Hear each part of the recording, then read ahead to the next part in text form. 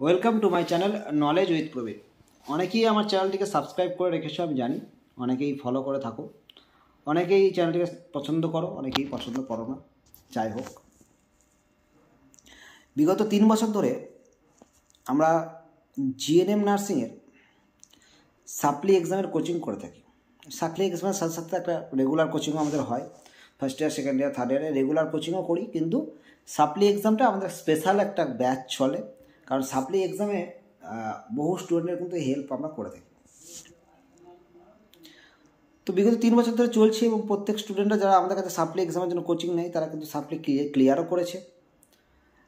তো এই বছরও আমরা তার অন্যথা করছি না। আমাদের নতুন ব্যাচ অলরেডি শুরু হয়ে গেছে সাপ্লি এক্সামের first year, second year, third ইয়ারে, এবং আরেকটি ব্যাচ আমরা সোমবার দিন ওপেন করব। সোমবার থেকে সেই ব্যাচের ক্লাস শুরু হবে। তো যারা সাপ্লি এক্সাম পেয়েছো এবং ভাবছো যে সাপ্লি এক্সাম পেয়েছি কীভাবে ক্লিয়ার হবে, তাদেরকে বলবো যে সাপ্লি এক্সাম পেয়েছো, চিন্তার কিছু নেই। সাপ্লি এক্সাম মানুষ মাত্রই হয়। পরীক্ষা দিলে তার ফেল পাস দুটোই থাকবে, দুটো একটা সাবজেক্টে ফেল আসতেই পারে, কিন্তু তোমরা চাইলে আমার কাছে সাপ্লি এক্সামের কোচিং নিয়ে আবার পাস আউটও হয়ে যেতে পারো, এরকম কোনো ব্যাপার নেই। এবং পেছনের যদি রেকর্ড আমাদের দেখো এবং আমাদের যদি পুরনো ভিডিও দেখবে, আমরা কিন্তু সাপ্লি এক্সামের কোচিং আজ থেকে 3 বছর ধরেই করছি। এবং বিগত 3 বছর ধরে সাপ্লি এক্সামের কোচিং করে আমরা কিন্তু সফলতা অর্জন করেছি। এরপরে যেটা বলবো আমি তোমাদেরকে, সাপ্লি এক্সামটা খুব গুরুত্বপূর্ণ। দেখো, প্রত্যেকে যে পাস করে যাবে এটা ভাবাটা ভুল এবং মূর্খামির কাজ। 100% প্রত্যেকে পাস করতে পারে না। 2 জন, 1 জন, 5 জন, 10 জন তো ফেল করবেই। ফেল বলতে এটা ফেল না।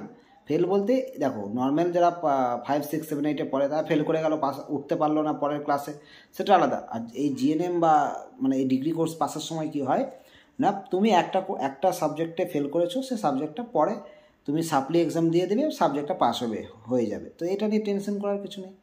হ্যাঁ, ফার্স্ট ইয়ার স্টুডেন্টদের একটা চিন্তা থাকে যে ফার্স্ট ইয়ার স্টুডেন্ট তারা সবে এইচএস পাস করে এসেছে, আসার পরে কর্ণাটকে বা ব্যাঙ্গালোরে এসে কী হলো না, নতুন একটা সিলেবাস, নতুন একটা সম্পূর্ণ নতুন সিলেবাস। এতদিন এই নার্সিং সম্পর্কে তারা কোনোদিন পড়েও নি পর্যন্ত, জানতোই না নার্সিং সম্পর্কে কী কী আছে ভিতরে।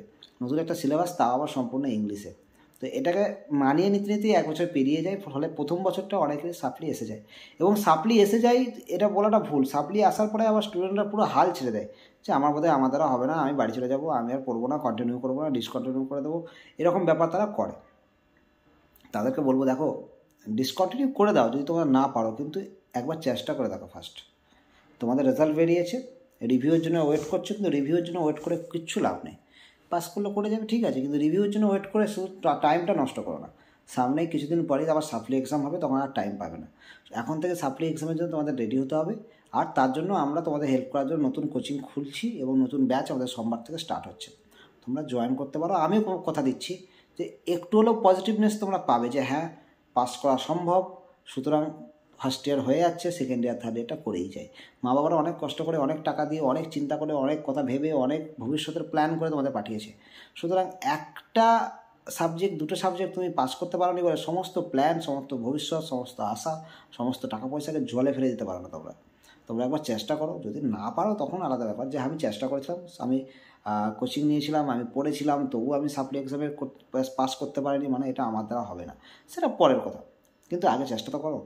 চেষ্টা তোমরা এখনও করো নি। তোমরা জাস্ট গেছো, ফার্স্ট ইয়ারটা পড়েছো, আনন্দ করেছো, এনজয় করেছো, কিন্তু কতটা কষ্ট করতে হয় সেটা তোমরা এখন দেখো নি। বলবো একবার ট্রাই করে দেখে নাও। আর তার সাথে সাথে সেকেন্ড ইয়ার স্টুডেন্টদের কথা তো কিছু বলারই নেই। সেকেন্ড ইয়ারটা আরও ক্রুশিয়াল একটা টাইম।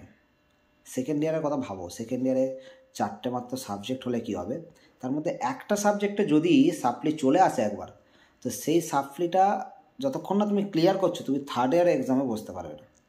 তার মানে থার্ড ইয়ার এক্সামের মেন সময় তুমি কিন্তু থার্ড ইয়ার পরীক্ষা দিতে পারবে না, কারণ তোমার সেকেন্ড ইয়ারের সাপ্লি যদি ডিউ থেকে যায়।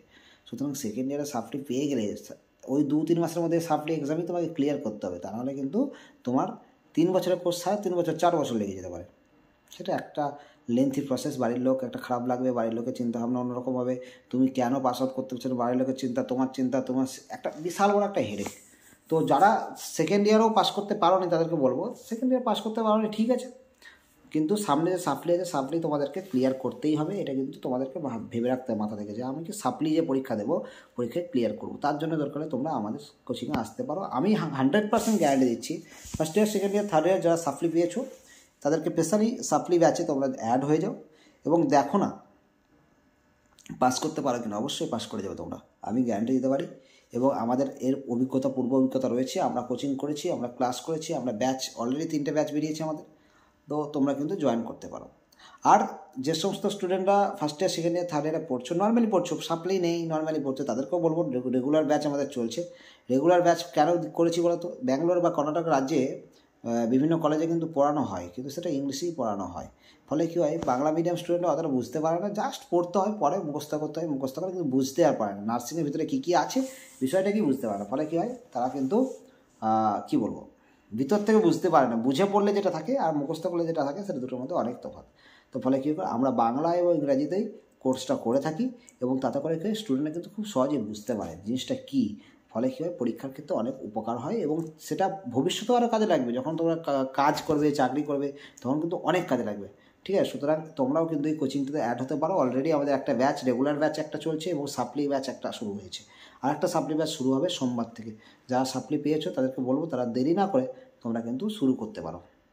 আবার পরবর্তী ভিডিও নিয়ে আসবো। আজকে ভিডিও এই পর্যন্তই থাকলো।